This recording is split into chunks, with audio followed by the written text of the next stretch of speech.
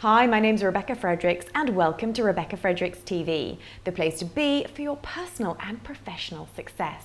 Today we're in the kitchen with Jessica Andersson of Jessica's Kitchen. Hi Jessica. Hi. So nice to see you and thank you for joining me here today. Thank you so much. So tell me, what are we going to be cooking? Well, today we're going to be making a very simple salmon teriyaki with soba noodles. Lovely. It's an absolute favourite of mine because it's very simple to make. Yeah. It's popular with children as well, and it's just a lovely, easy dish. Fabulous. So let's get started. Let's start with the ingredients that are needed for this dish. Yeah. Absolutely. So first of all, we have salmon. Yeah. This is a filleted salmon. So there's no bones in at all. This one has got the skin on, got the skin off, but you can actually have the skin on if you prefer. Then I've got some teriyaki sauce here. I've actually made this myself. I think it's very simple to make yourself, so I'd recommend that you do. This particular one is a mix of soy sauce, and I use the low salt one. There's about 3 tablespoons in here, some grated ginger, a clove of garlic, a big tablespoon of honey, and some fresh lime juice, about 2 tablespoons of fresh lime juice. So that's really going to form the sort of sauce for the salmon. And then I have these soba noodles here. These are wheat-based noodles, very delicious and very good for you. So they're better for you, are they, than a standard noodle? Absolutely, because they're higher in fibre, and they have a sort of really a lovely sort of quite subtle flavour. I think some whole wheat pastas have a sort of slightly different texture, whereas these have quite a soft sort of. And they take a lot longer to cook. How are these quite quick to cook? These are very quick to cook. Yes, they only take about 5 minutes, which is perfect. I then got some fresh coriander, which I personally absolutely love, and some sesame seeds here. And then we have some pak choy, which is a lovely vegetable to use. It's very readily available these days. So we have It's like a Chinese broccoli, isn't it? sort of, Chinese yes. spinach, sort of. Yes, absolutely. And then I've got some olive oil. And basically that's all the ingredients that you need. Perfect. So the teriyaki sauce you can make in advance. You could make double the lots of quantity. it. Absolutely, it keeps extremely well. You can just keep it in the fridge, and I would say you could keep it for up to 2 weeks. So it's a very good thing to make large quantities of. So first I'm going to start with putting the noodles on to boil. So we've got our pan of water here. We just put those in. And that's already boiling. Yes. Perfect. And then we'll move over to the salmon. I'm going to fry the salmon off. So I'll just bring the temperature up. You have to have the pan fairly hot for this. I like to have my salmon quite pink in the middle. Right. Some people prefer to have a little bit more cooked. So it's really very personal as to how cooked you want it to have. And if it had the skin on, you would put the skin side down Always first. skin side down first. Then it gets nice and crispy and crunchy. Yes, Lovely. exactly. I tend to do either, sometimes with skin, sometimes without. I find if I'm cooking for my children, for instance, they tend not to like the skin so much, so I tend to leave it. But if you have it with the skin, it's very easy to peel it off once it's cooked. So I'm just going to add a little bit of olive oil, let that heat up, and then we just take get this nice and hot. And then once this is, oil needs to be sort of slightly Warming nicely. Let me just get one of these. I think that's what that flashing means. There we go. Okay, perfect. So once that's nice and hot, and how long do the soba noodles take to cook? They only take 5 minutes to 5 cook. minutes, And the salmon also only takes 5 minutes. So altogether, the whole dish, you can really do it in about 10 minutes, which is one of the great benefits of it. And how many calories would a dish like this contain in a sort of ballpark figure? A standard portion size, it's around 450 calories. Wow, that's so really good. It's really good. And the salmon is fantastic because it's very high in protein. And it's also got those lovely omega-3 oils. So tell me about, now there's a lot of contention and debate around farmed salmon versus wild caught Atlantic salmon because of the omega-3, omega-6 ratios. So explain a little bit more about that. Well, I think if you can get organic salmon, it's better. I think that the farm salmon, it tends to, I mean, to be honest, I've read various bits of research on it, and it's very difficult to get a sort of proper answer. But generally speaking, I mean, I tend to go more for the organic salmon because I think there is a better chance that the quality of the nutrients in the salmon is better. I think any animal that lives in a sort of natural environment is going to be generally healthier, and therefore the nutrient content in the meat or the fish is going to be slightly better. But that's not to say that I wouldn't use a farmed salmon. I mean, you're still going to have a good quantity of omega-3 in salmon that is farmed. Because organic salmon is considerably more expensive, isn't it? So if price is a consideration, then it's better to buy farmed salmon than no salmon at all. Definitely, yes. I wouldn't be put off by that. Absolutely not. So yes, so this particular salmon is actually organic, and I tend to buy from, I have a sort of local fishmongers who are very good, and I tend to buy from there. Now, do you season at all the salmon, or do you just leave the teriyaki sauce to? Yes, because the teriyaki sauce is quite salty. Because of the soy sauce. Soy sauce, so I'm not going to add any extra seasoning. But if you like, you can add a bit of pepper. It's also quite nice to chop up a little bit of red chilli and put that in as well. Delicious. Just gives it a nice little kick, which I'm not going to do this time, but I would recommend it, absolutely. So we're just going to let this fry off here. While the noodles are cooking, I like to give them a little bit of a stir just to make sure that they don't stick together, because there's always that risk with this type of noodles that they do. So while the salmon is cooking there, I'm just going to cut the pak choy in half. Is there anything I can do to help? You could chop up a little bit of coriander. I will definitely do that. Let me go and get another board. We're going to use this as a garnish. The pak choy, I'm going to literally just blanch it very, very quickly, because it cooks really fast, and I think it's nice if it has a little bit of crunch to it as well. So the salmon, as I said, will take a couple of minutes, and then we're going to dish everything up into this plate here. I love coriander. Yes, me too. And tell us why it's so good for you. Well, coriander, it's got lots of vitamin C in it, which is good. It's also got iron this time of year. It's also got iron in it as well. And iron's actually really important for women, isn't it? Because we often have depleted levels of iron. Yes, we do. So as much iron as possible. That's also what's good about pak choy, because that's also got lots of iron in it as well. And it has a little bit of calcium in too, which is very good.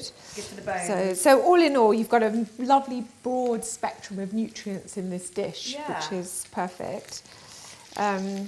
And then it's got that lovely combination of the sort of sweet and the sour, which I think works really well together with the soy sauce and the saltiness, and then you've got the lime that gives it that lovely sour sort of taste, and then the honey, very oriental. So tell us about the sorts of honey that you use. Do you use Manuka? Do you use locally sourced honey? What are your beliefs around honey? I would tend to go for, if possible, a locally sourced honey. And that's actually particularly good if you get allergies, hay fever and things like that. Having a locally sourced honey will help you your body not respond quite so negatively to pollen. Yes, exactly.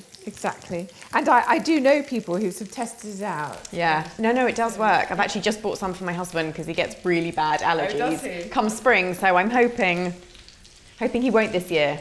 And I love Manuka honey. I mean, I think it's wonderful. It's got quite a strong flavour. So if I'm cooking, I tend not to use Manuka honey as much. I use it more if I'm making drinks or if I'm making smoothies, then I'll add Manuka honey. Tell us a little bit about Manuka honey for those people at home that don't know anything about it. Well, it's a very good antioxidant, Manuka honey. Anti-aging, absolutely. Free radicals. That's right. I mean, a small jar of Manuka honey can cost as much as £8. Yeah. So, it is considered to be luxury item. Yeah. But you only really need a very small amount. Because it's so strong. Exactly, it's very strong. It's not to everybody's taste. I mean, I do know people that really don't like the flavour of it. I actually think it's delicious. Yeah. So, but I think, you know, if you can add it to drinks, it's perfect. It's great in herbal teas. It's With lemon and ginger is amazing. wonderful. And talk to me a little bit about cooking honey, because there's lots of reports that you really shouldn't cook honey, that it becomes quite toxic. What are your beliefs around that? To be honest, with those things, I think you'd have to be using such large quantities. And generally in cooking, I mean, if I'm using honey, I wouldn't ever use, if I'm using a tablespoon of honey for 2 people, you know, that's really a very small amount of honey.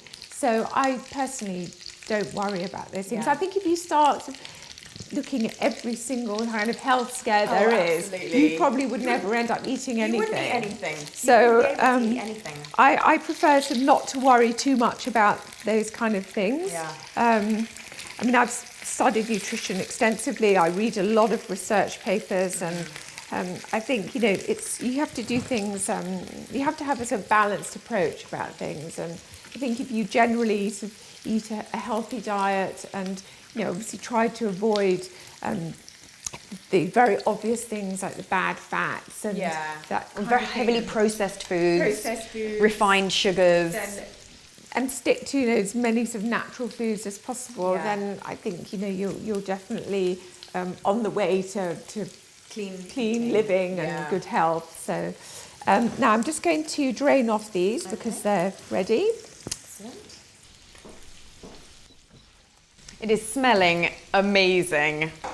I'm starting to get really hungry. And I love this dish because of the variety of ingredients. I always think variety in a diet is hugely important to stop us getting bored and reaching for different flavours. It kind of satiates the palate in that way, doesn't it? Exactly. And I think it's important as well that you sort of, even if there are foods that perhaps you don't particularly like, or you know, that you have children, for instance, that are very sort of, oh, I don't like pak choy, or I don't like this, that you keep reintroducing foods all the time and testing them out and trying different ways of cooking them, because people are not necessarily used to eating something like soba noodles, and they may have already decided that they don't like the idea of it because they look different, they're brown.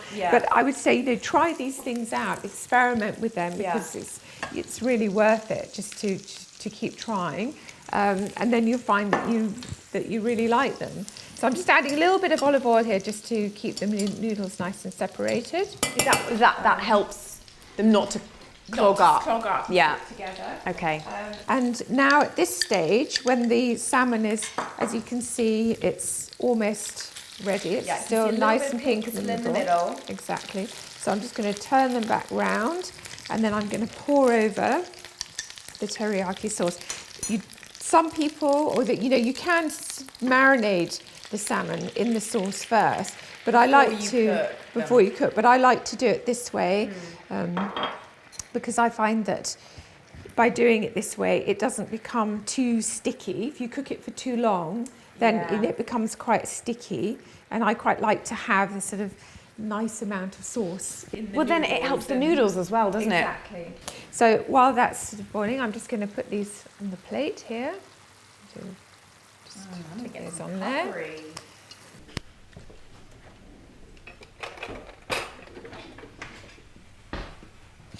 And then I'm going to very quickly, almost hardly cook the pak choy, just heat it up and just put it on a high heat. And we'll just leave this for a couple of minutes and put a little bit of olive oil in here. Do you ever cook the bok choy with soy sauce instead of with oil? Yes, absolutely. I mean, one other thing you can do is once you remove the salmon, you can actually add the pak choy to the sauce. So that's also quite a nice way of doing it. And so all you've done here with the bok choy is you've just cut them in half and just placed them in the pan with a little bit of about a teaspoonful of olive oil? Something like that? Yes, a teaspoon of olive oil. You can also use just water. You don't have to use olive oil. You can just put a little bit of water, so it literally just blanches. And what are some other ways if people didn't want to to use oil or, well, water or soy sauce. You can steam them, can't you? You can steam them, absolutely. You can boil them. Steaming is very effective. You can certainly boil them. I think with pak choi, because they really need so little cooking, Yeah. I think this is a very effective way of doing them, Keeps the crunch as well, yes. which is really nice. which I really like. So now we have our salmon. So I'm going to remove, I'll just put one piece on here for now, and I'll just set this other piece aside. And then I'm going to just bring this up a little bit more to the, well, actually it's quite hot. And then we'll let this reduce a tiny, tiny bit. Yeah. So it And reduce just means, what is just it? evaporates Evaporates. the water so that it becomes a little bit thicker. Yeah. But we More syrupy. little bit syrupy, yeah. We don't want it to be too syrupy. It just intensifies the flavour a little bit more by reducing it slightly. And once we get to this stage, as you can see already, it's become sort of nice Yeah, much thicker. and then we'll pour this over here.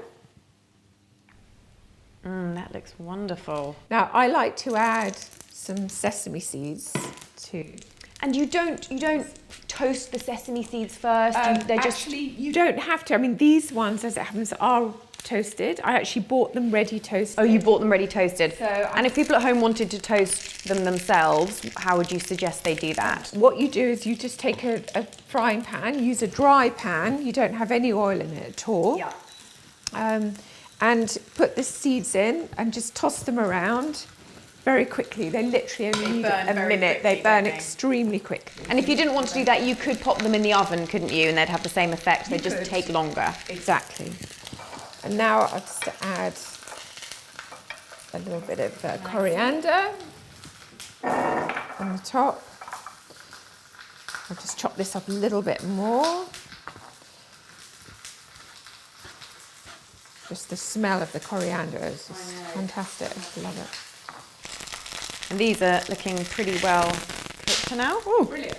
So yeah, they get a nice sort of brown effect, which is lovely. So we'll put the pak choi on the side. And there you have it. A lovely salmon teriyaki with pak choi and soba noodles. Delicious. Now I think we need to try it. Oh, that salmon looks amazing. Let's bring it closer. A little bit pink in the middle. Oh, those flavours all come together. Absolutely delicious. The sweetness is beautiful with it. Try some of these soba noodles. I think the soba noodles just go beautifully with the salmon as well. Absolutely amazing. Well, thank you so much You're very welcome. for showing us how to do that. Absolutely delicious. Really quick, really simple, healthy, and low in calorie. And low in calorie. That is the perfect dinner or lunch. Brilliant. So thank you for sharing that with us. You're welcome. Thank you. Okay, that's it from me. Thank you so much for watching. And as always, remember that you are in control of your own life. If you want something to happen, you have to go out there and make the changes. That's not to say that others can't help you and support you. That's what I'm here for, and that's what your friends and family are for. But you have all the power that you will ever need inside yourself. So use it and create a life and a future that you love. Thanks for watching, and I'll see you next time.